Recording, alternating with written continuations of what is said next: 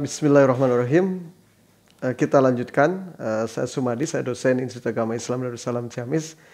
Kita lanjutkan perbincangan kita tentang perilaku organisasi, masih tema tentang kekuasaan. Yaitu apakah kekuasaan itu merusak atau memberi manfaat. Nah, pertanyaan pertama, apakah kekuasaan itu merusak gitu ya?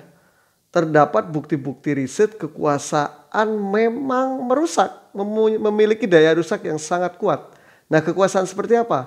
Yaitu sebuah kekuasaan yang menempatkan kepentingan pribadi di atas kepentingan umum gitu.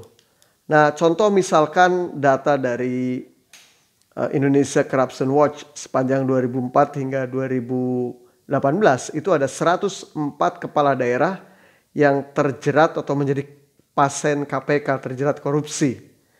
Gubernur 15 orang, bupati 62 orang, wali kota 23 orang, wakil wali kota 1 orang, wakil bupati 3 orang. Dan kebanyakan kepala daerah yang masuk daftar pasien KPK tadi itu adalah karena menerima suap dan pencucian uang.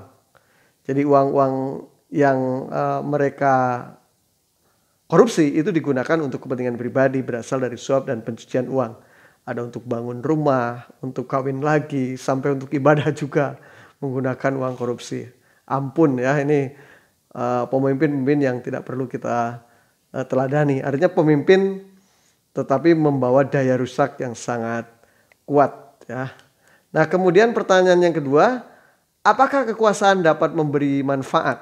Nah, kekuasaan akan memiliki kemanfaatan yang tinggi menurut berbagai riset dalam bukunya Robin and Judge, itu adalah ketika kekuasaan dipegang oleh orang yang memiliki kepribadian yang baik gitu.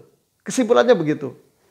Apapun regulasi, apapun peraturan, perundang-undangan, sistem operasional prosedur, misalkan SOP yang memagari untuk korupsi, kalau kepribadiannya tidak baik tetap saja akan terjadi korupsi, akan terjadi kepemimpinan yang tidak baik, kepemimpinan yang mementingkan diri sendiri.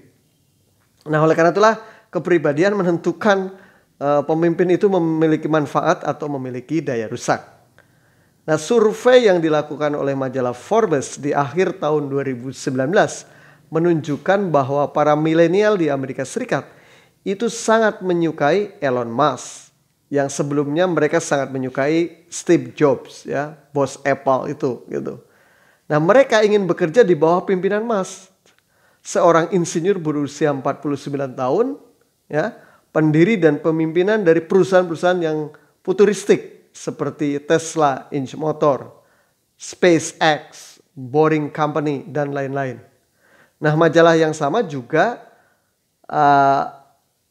memilih Jeff Bezos, pendiri Amazon.com, sebagai pemimpin paling inovatif di Amerika Serikat pada tahun 2019. Nah, para milenial ini menyukai Musk ya karena 5 alasan. 1, futuristik, realistik ya. Ketiganya good guy, selalu menjaga hubungan baik dengan penggemarnya melalui media sosial. Jadi media sosial itu penting ya. Punya rencana jelas untuk mengirim milenial, salah satunya milenial akan dikirim ke bulan, kata Musk gitu. Nah, survei lain menunjukkan ada 7 sifat kepemimpinan yang itu diidentifikasi oleh para milenial akan membawa kemanfaatan. Pertama, membuka komunikasi. Itu tinggi sekali, 97,9%. Ya, kemudian menghargai orang, 85,4%. Memiliki visi, 79,1%. Mempunyai pengaruh positif, 75%. Percaya diri, 68,7%. Memiliki integritas, 64,5%. Dan menghargai kerja tim, 62,5%. Nah, cukup menarik juga kita melihat bagaimana saat suasana wabah corona di berbagai perusahaan itu merumahkan karyawannya, dalam tanda kutip memecat sejumlah karyawannya, ya, atau memotong gaji para karyawannya.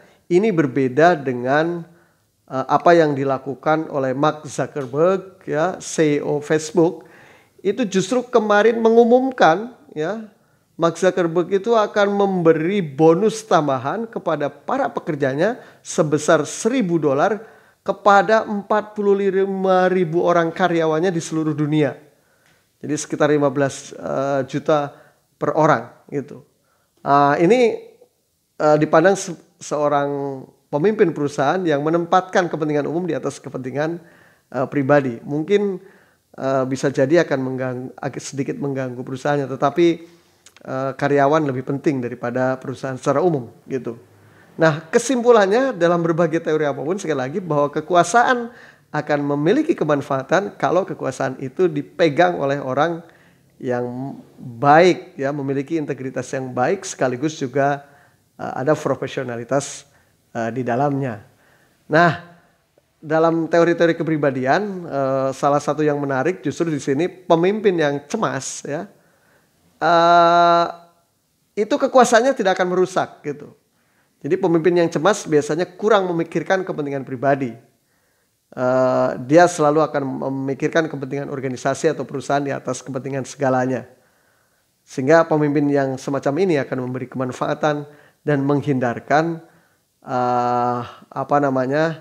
rusaknya organisasi. Nah, oleh karena itulah pemimpin atau kekuasaan yang akan memberi kemanfaatan. Kepribadian adalah kata kuncinya. Terima kasih.